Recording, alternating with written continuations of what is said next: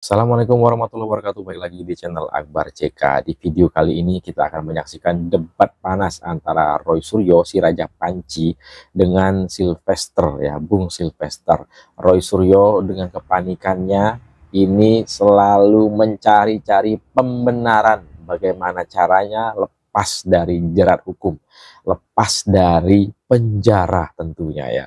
Dan juga ada Henry Satrio, pengamat politik, beri pesan monohok kepada Roy Suryo CS ini. Dan di akhir video ada Ali Mokhtar Ngabalin. Ali Mokhtar Ngabalin membombardir Roy Suryo CS yang selalu ngeyel, yang selalu mendiskreditkan Pak Joko Widodo. Nah, seperti apa video selengkapnya? Tanpa berlama-lama, langsung aja kita simak videonya berikut ini. Dua adalah soal kriminalisasi, ya jelas banget Mbak, gitu. Karena apa? Karena kalau tadi katanya tujuannya adalah untuk pencemaran dan fitnah gitu ya, tapi pasalnya itu yang ditulis itu ada pasal 30, 13, oke, itu pencemaran nama baik dan fitnah. 27A oke. Nah kemudian disisipkan, ini penyelundupan pasal ini. Apa yang mana? Pasal 32 dan 35 Undang-Undang ITE. Itu adalah pasal di mana ada dokumen elektronik yang kemudian memasukkan, ya, kemudian mentransmisikan, membuat dapat diaksesnya, dan kemudian membuat dianggap penyelundupan. Penyelundupan karena itu nggak ada hubungannya. Tidak ada dokumen elektronik yang dipalsukan, diselundupkan. Gimana mau selundupkan orang pasalnya aja belum tercantum, sudah. Penyidikan juga belum. Pasalnya sudah ada, Bang. Pasalnya sudah ada. Pasalnya belum ada. Udah ada. Aduh, tolong baca, tolong lihat suratnya lah, gitu. Ada. Ya. Kalau orang bisa baca tulis pasti bisa baca pasal lah. Ditetapkan gini, pasal itu baru ditersangkakan. Ingat loh ya, belum penetapan pasal-pasalnya. Jadi belum ada kriminalisasi itu, Mas Roy. Ada. Ya kalau enggak ngapain ada pasal-pasal itu, Bang Sylvester? Itu hapus saja pasal-pasal, karena pasalnya enggak cocok. Dipanggil dalam rangka untuk kasus pidana dengan pasal yang disangkakan ini baru disangkakan. Ya nggak usah kalau gitu. Tidak ada kriminalisasi. Oh nggak boleh dong. Jangan. Ya kalau gitu tiba-tiba bisa dikasih pasal-pasal soal pencurian. Kalau udah panik seperti ini, ya, maunya ngatur supaya bisa bebas dari penjara. Ini bisa-bisanya Roy Suryo mau ngatur pihak kepolisian. Roy. Pembunuhan segala dong kalau gitu, ya, ngaco kalau kesananya. Tidak kalau kata Bang Sylvester. Baru klarifikasi, belum masuk ke pro justisia. Ini nggak boleh. Jadi Mbak Roy harus pahami itu dulu. Ya sudah. Kan? Ini kan memang namanya pengiriman surat undangan itu, ya kan, nggak mungkin juga ada pasal yang ditaruh di mana-mana di seluruh Indonesia. Itu yang dilakukan oleh pihak kepolisian kayak begitu. Tapi kalau kriminalisasi itu berarti Anda sama teman-teman sudah ditetapkan jadi tersangka nih, ya kan? Ini kan belum. Jadi kalau Sylvester lihat bahwa ini masih klarifikasi, tidak ada kriminalisasi. Kalau masih kalau enggak ngapain ada dua pasal itu? Bang Sylvester melihatnya gimana? Terus habis itu mau pasal apa yang dikenakan di ya, 310, 311 oke. Itu udah ada di undangan? Ada. 310, 13 oke, itu masuk akal. 27A masuk akal. 32 dan 35 itu yang nggak masuk akal. Kalau gitu, kenapa nggak sekalian pasal pembunuhan taruh di situ? Oke, sekarang gantian Bang Sylvester, silakan Bang Sylvester. Ketika nanti Anda diperiksa, Anda bisa membantah itu dengan tim pengacara Anda. Orang ini sekarang ini belum apa-apa di awal sudah kriminalisasi itu. Makanya itu saya bantah kan. Pasal itu sudah saya minta itu di Bang Sylvester dulu. Refli Harun Ngatur pihak kepolisian, minta pasal itu ditiadakan. Cepat-cepat dipenjara lah orang ini nih. Dan Petrus Celestinus sudah minta agar ini nggak diteruskan. Itu kan udah ngaco, Mas Roy. Jadi menurut saya, benar itu. Anda berapi-api menghancurkan karakter orang, ya kan? Ya, mendiskreditkan Pak Jokowi, ya, yang tidak, sorry, Anda ini kan nggak punya bukti. Anda ini sangat konyol dong. Enggak lah, konyol dan ada lah, semua ada lah. Sabar dulu, bicara dulu ya. Anda tidak punya bukti, memegang ijazah palsu. Kapan dipalsukan? Siapa yang memasukkan? Caranya nggak sesimple itulah.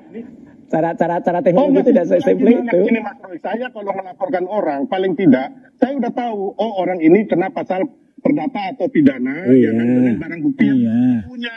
Ini Anda nih sama sekali nol loh. Enggak. Bang Sylvester anggapnya Bang Sylvester bahwa Mas Roy CS ini nggak punya bukti, tapi menurut ijazah palsu. Punya, sama sekali. Sampai saat ini saya harus mengatakan. Ya, jelas. Kami nggak ada zero evidence, nggak ada. Wah, kalau ini berarti zero brain ya. Jadi artinya gini, apa namanya, skripsi untuk terbitnya ijazah itu saya sudah pegang.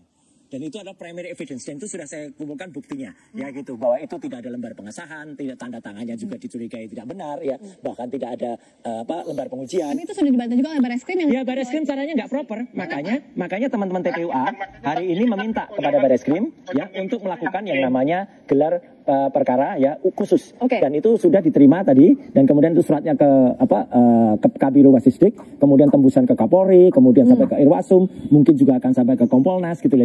Ini supaya apa? Kita itu cinta Polri, Mbak. Gitu. Saya juga pernah jadi penasehat gitu ya, atau membantu ketika ada ahli di kepolisian ya. Dulu di Pusiden, dulu di Sisilek, dulu kita pakai crime science investigation. Yang kemarin itu dilakukan, itu bukan crime science investigation. Itu kemarin tuh hanya perasaan saja tanpa bukti, kemudian pakai perasaan, kemudian hanya naratif. Bahkan Mbak Friska lihat, skrip ijazah yang ditampilkan pun itu hanya fotokopi. Sekarang jadi guyonan anak-anak loh. Oh, nanti kalau kita nyopir mobil pakai SIM bisa, pakai fotokopi bisa. Loh, kenapa, Dek? Ya itu karena kemarin polisi nunjukkan itu hanya fotokopi gitu. Katanya nggak pakai scientific crime investigation yang kemarin dilakukan Bareskrim Polri, plus sudah mengajukan untuk gelar perkara khusus. Menurut Bung Sylvester, apakah ini jadi jalan atau proses hukum yang tepat?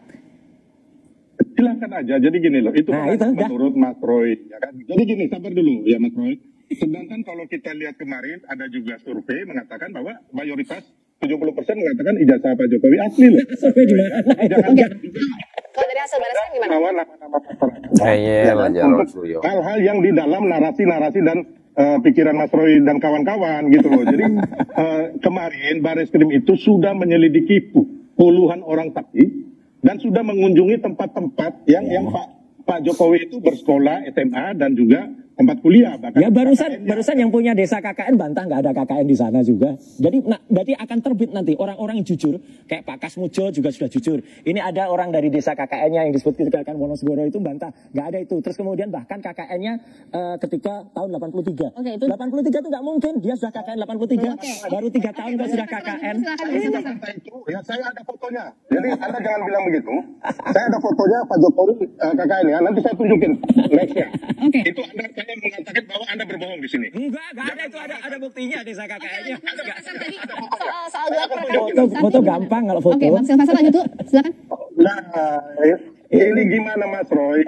Ini Mabes Polri sudah dengan sungguh-sungguh melakukan pendalaman, penyelidikan dengan terhadap puluhan orang saksi dan juga puluhan tempat loh Mas Roy. Dan Anda ya nanti kita lihat aja. Kita justru karena menghormati Mabes Polri, kita lihat aja nanti ya. Kita lihat. Karena apa? Tadi Pak Arianto juga sudah setuju, udah dengan penasihat Kapolri. Iya. Gini, Friska. Jadi Dumas itu memang benar-benar sangat tidak punya bukti-bukti mereka melakukan Dumas itu. Makanya akhirnya terjadilah penyetopan. Ya kan. Yang kedua. Ya, itu yang di PN sekarang gugatan di PN Solo dan PN Sleman itu. Gak usah itu dulu. Oh jangan dong. Ini mereka nggak punya bukti semua, termasuk nggak punya legal standing ya. Lari ke sana lagi. Yang Mas Roy hadapi itu adalah pelaporan Pak Jokowi di Polda Metro. Ada itu juga. Ini nggak bisa itu juga kriminalisasi kalau itu. Hari ini Anda pasti masuk karena hukum yang akan mengurung Anda. Bukan Pak Jokowi. Emang Mbak Silva diangkat jadi Kapolri ini kok bisa memastikan masuk, Bang? Selamat kalau jadi Kapolri. Otaknya dipakai.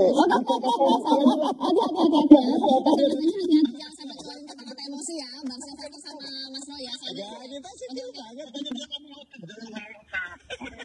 Oke, sabar ya. Bang Silva sama Mas Roy ya. Kalau aku sabar. Kelihatan kok. Oke, sebentar. Siapa yang punya apa enggak? Saya tengahi dulu ya. Oke, saya tengahi dulu.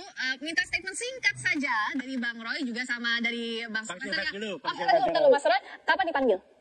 Belum ada lagi. Kalau nggak perlu lah. Kalau dari kawan-kawan sekarang fokusnya ke gelar perkara khusus itu ya? Iya, gelar perkara khusus dan itu dilakukan. Dan tadi dalam perbicaraan di TV sebelah Pak Arianto Sutadibun, staf khusus Kapolri juga mengatakan itu benar, itu bagus tuh, yang bikin skep itu saya gitu. Kapolri itu jadi besar Kapolri kalau ada apa tuh terbuka, transparan. Intinya apa? Kita harapkan polisi transparan, terbuka, jangan main sendiri dan jangan memutuskan sendiri. Ke Pak Jokowi tadi. Roy Suryo pengennya ngatur aja ya. Inilah kalau udah panik ya, pihak polisian pun mau diatur. Udah panik bakal dipenjara ya.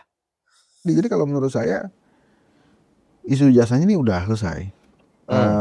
Lo mau lihat apa? Mau lihat ijazah aslinya. Terus kalau mau lihat ijazah aslinya udah selesai. Iya, Ini kan diperpanjang karena Pak Jokowi nggak mau ngasih lihat ke kita ijazahnya asli atau tidak.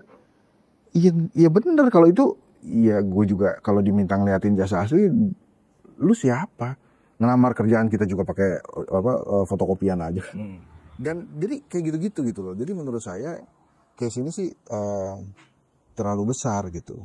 Kemudian yang dirujuk kemana? Kemudian Bang Rismon kan katanya juga mau ke pengadilan internasional Den Haag ya kemarin dia jawab gitu. Nah itu juga untuk apa juga gitu? Kenapa segitunya sama Jokowi sih? Kalau saya ya udah gitu. Memang Bu Mega bilang juga ya kalau nggak mau repot tunjukin aja gitu. Ya boleh-boleh aja begitu. Tapi ya itu lagi-lagi masalah hak aja gitu. Ya Bu Mega ngomong begitu, ntar kalau dia yang Bu Mega ditanya, ibu punya ijazah SMA nggak? Tolong tunjukin dong, ntar masalah juga, ya kan? Oh ibu katanya sudah dapat doktor honoris causa, dikasih ijazah nggak? Boleh dilihat kan nggak? Kan rame juga kalau memang ucapan ibu itu dianggap sebagai sesuatu yang diikutin. Ya udah buktikan dulu. Balik lagi ke pembuktian yang asli sih. Jadi artinya kan publik bisa cek and recheck kan. Yang asli itu gimana? Jadi misalnya tentang keaslian Jokowi. Keaslian ijazah Jokowi itu ada yang menarik juga disampaikan dalam diskusi yang di held kedai kopi. Dia nanya juga, UGM bangga nggak kira-kira Pak Jokowi jadi presiden? Bangga saya bilang. Bangga nggak bahwa mahasiswanya bisa jadi presiden? Ya bangga gitu. Terus apa yang dilakukan oleh UGM kata dia? Maksudnya gimana? Nah, yang menarik nih diskusinya itu. Maksudnya gimana?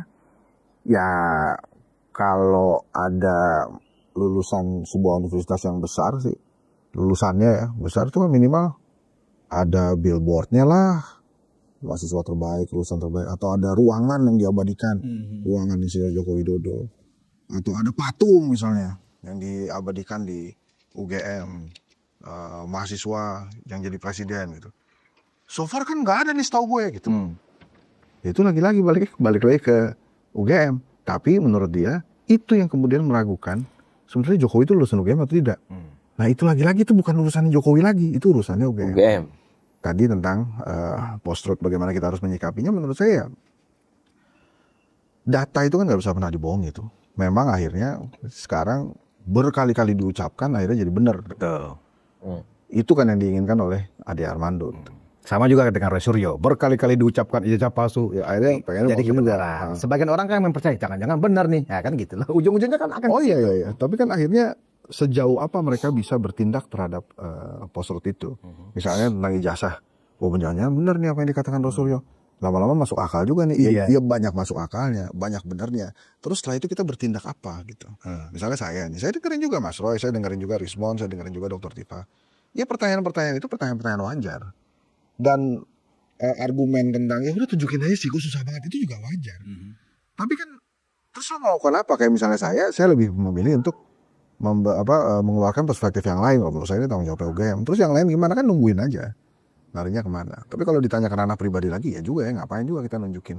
Oh dia kan mantan presiden, iya tapi kan udah lalu gitu. Sekarang kan dia Dewan Pengawas dan Tentara. Ya dan Tentara kan beda lagi, itu bukan pejabat publik yang memang diranahkan tersendiri. Untuk apa urusannya? Masa orang sekelas seperti Roy Suryo yang sudah berkali-kali bahkan pernah dipenjara tidak kapok-kapok dengan menyebarkan berita-berita bohong?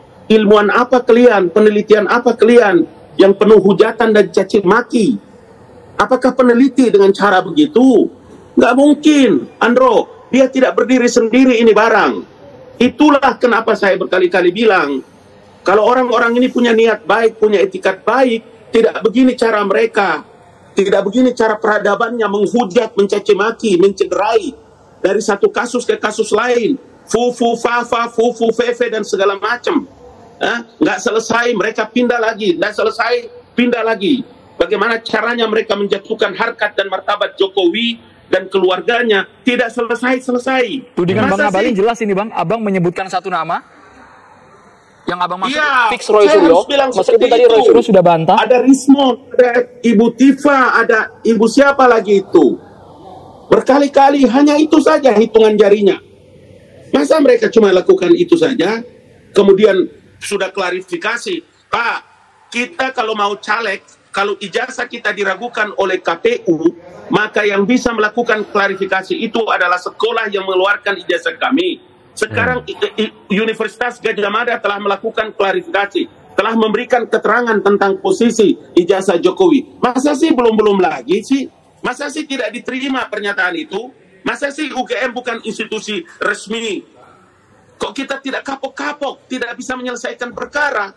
Bangsa apa kita ini? Siapa Bang Abalin, kita sebentar. sebetulnya? Bang Abalin, Roy Suryo, Rismond, dan juga Dr. Tifa, mereka sama-sama UGM. Mereka dalam satu ikatan keagama. Tadi kami sudah konfirmasi ke Roy Suryo bahwa tudingan itu adalah palsu. Karena kami bergerak atas biaya sendiri, tidak ada yang menggerakkan kami sama sekali. Itu kata Roy Suryo di paket yang kami tampilkan tadi, Bang. Biaya sendiri, nekat sekali ya. Benci banget sama Pak Joko Widodo, gerombolan itu. Iya dong, kalau dia sesama UGM, kalau dia sesama alma mater. Kenapa sih orang tidak bangga punya alma mater melahirkan seorang alumni terbaik, memimpin Republik Indonesia 2 periode, menjadi gubernur DKI Jakarta, menjadi wali kota 2 periode. Luar biasa kan alumni UGM itu kan? Jadi apa yang kita mau bilang coba?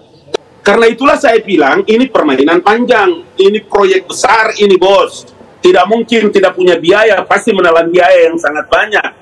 Yang satu kan inginnya kalau versinya Roy Suryo CS inginnya ini dibuka seterang-terangnya dengan penelitian yang ilmiah bahwa mereka sebagai akademisi. Nggak ada, bukan penelitian ilmiah itu, bukan akademisi kayak begitu. Saya ini guru besar Andro, saya tahu kalau cara bekerja ilmiah itu tidak begitu. Seorang peneliti tidak bekerja seperti begitu. Masa mereka mencaci maki, menghujat, mencederai, tiba-tiba lahir sebagai seorang pahlawan, sebagai peneliti. Peneliti apa dengan mulutmu kayak begitu? Menghujat dan mencaci maki orang, mencederai harkat dan martabat pribadinya. Luar biasa loh tingkat kesabaran seorang Pak Jokowi itu. Dari hari ke hari, dari tahun ke tahun, sampai pada puncaknya. Kita tahu kan karakter orang Solo yang punya kewibawaan begitu luar biasa. Senyumnya manis, bertahun-tahun menunggu. Sampai pada harkat dan martabatnya, beliau merasa tertusuk. Beliau merasa sangat amat kecewa dan tersinggung. Sudah sampai pada puncaknya. Beliau datang sendiri sebagai seorang pribadi, mantan kepala negara, melaporkan, menenteng itu ijazahnya melapor. Belum juga. Hei, apa yang salah dengan wajah dan perilaku kalian? Siapa melahirkan kamu orang? Kenapa begitu alang dan kelakuannya seperti begitu? Bukan peneliti itu. Dari awal-awal tidak begitu kelakuannya. Mereka menghujat, mencaci maki. Nggak ada cara kerja peneliti. Meneliti itu tenang, teduh orang bekerja. Gitu. Jadi dugaan abang siapa bang? Orang-orang di balik ini siapa? Jadi menurut bang Abalin, dalangnya siapa bang? Dalangnya siapa sesuai dengan judul kami bang? Menurut abang, apakah ada seorang pemodal? Walaupun sudah dibantah sama Roy Suryo tadi, mereka tidak bergerak atas nama orang lain? Iya, kalau Anda bergerak dengan teman-teman bukan atas nama orang lain, atas nama pribadi, setingkat itukah kebencianmu kepada Jokowi? Anda sendiri kan pernah bicara dengan saya kan tentang Jokowi, tentang status pangkat dan jabatan kan? Anda lupa, bilang sama Roy. Dia kan pernah bicara sama saya kan? Saya yang telepon dia atau dia yang telepon saya? Monggo, siapkan panggung, kumpulkan mereka, kasih ketemu saya, bicara coba. Nah itu dia video kita kali ini, silahkan ketik komentar kalian di kolom komentar. Sebelum saya akhiri jangan lupa like dan subscribe-nya agar tidak ketinggalan informasi dan notifikasi dari channel ini. Saya Cyber CK, Assalamualaikum warahmatullahi wabarakatuh, salam sehat selalu, bye-bye.